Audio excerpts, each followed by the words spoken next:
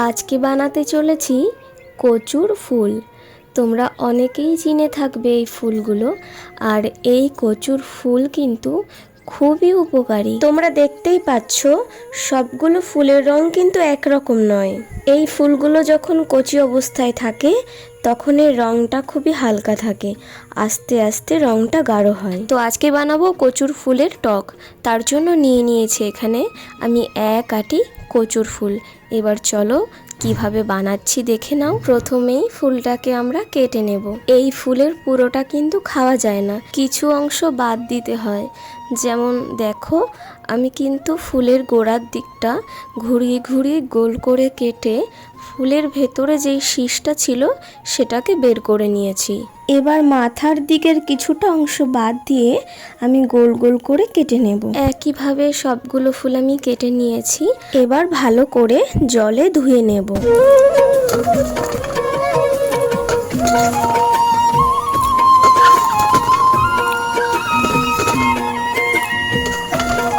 ভালো করে ধোয়া হয়ে গেলে ফুলগুলোকে আমি জল থেকে তুলে নিচ্ছি। 10 মিনিটের জন্য লবণ মাখিয়ে রেখে দেব, তাহলে আর গলা চুলকানোর ভয় থাকবে না। যদিও ফুলগুলো ধোয়ার সময় আমার কিন্তু খুবই হাত চুলকাচ্ছিল। খুব আলতো হাতে ফুলে লবণ মাখিয়ে নেব, না হলে কিন্তু হাত চুলকাতে পারে। এবার নিয়ে নেব পুরনো তেঁতুল। দেখতেই পাচ্ছ তেঁতুলের রংটা কত কালো হয়ে গেছে। এই পুরনো তেঁতুলও কিন্তু খুবই ভালো। অনেকে বলে এই পুরনো তেঁতুল নাকি ওষুধের থেকেও বেশি কাজ করে। তো এখান থেকে কিছুটা তেঁতুল আমি তুলে নিয়েছি বাটিতে। এবারে এই তেঁতুলগুলোকে আমি ভালো করে ধুয়ে নেব। তেঁতুল ধোয়া হয়ে গেলে সেই জলটা ফেলে দিয়ে আবার কিছুটা জল দিয়ে তেঁতুলটাকে আমরা ভিজিয়ে রাখবো। এবার উনুন ধরিয়ে নিয়েছি। কড়াইটা গরম হয়ে গেলে দিয়ে দিচ্ছি তেল।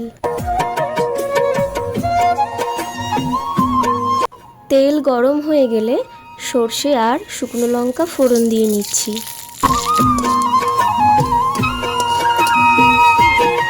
লঙ্কা আর সর্ষেটা একটু ভেজে নিয়ে ফুলগুলো দিয়ে দিচ্ছি।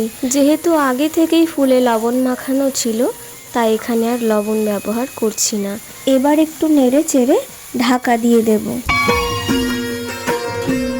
2 মিনিট ঢাকা দিয়ে ভাজার পর দিয়ে দেব অল্প জল।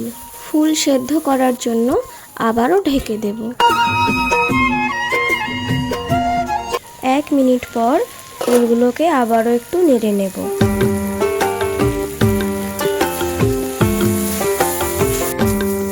এবার খুন্তি দিয়ে একটু ঘেঁটে দেব। দিয়ে দিচ্ছি হলুদ। হলুদ দেবার পরে ফুলটাকে আবারও ঘেঁটে দিতে হবে।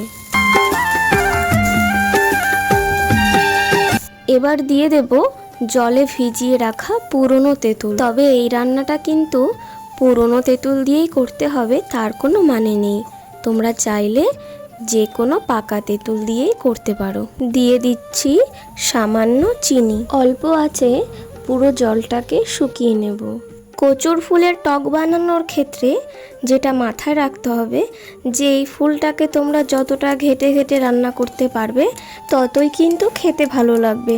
তো দেখতেই পাচ্ছ এখানে খুন্তির সাহায্যে ফুলটাকে ভালো করে ঘেঁটে দিয়েছি। তো একদম রেডি হয়ে গেছে আমাদের কচুর ফুলের টক। গরম গরম ভাত দিয়ে কচুর ফুলের এই ঝাল ঝাল টক কিন্তু খেতে অসাধারণ লাগে। এবার এই কচুর ফুলের টক আমি তুলে নিচ্ছি একটা বাটিতে। আর যারা যারা খাওনি কচুর ফুলের এই টক তারা কিন্তু এইভাবে একবার বানিয়ে খেয়ে দেখতে পারো। সত্যি বলছি অসাধারণ লাগে। তো আজকের মতন ভিডিওটা এখানেই শেষ। দেখা হবে আবার পরবর্তী কোনো ভিডিওতে। বাই।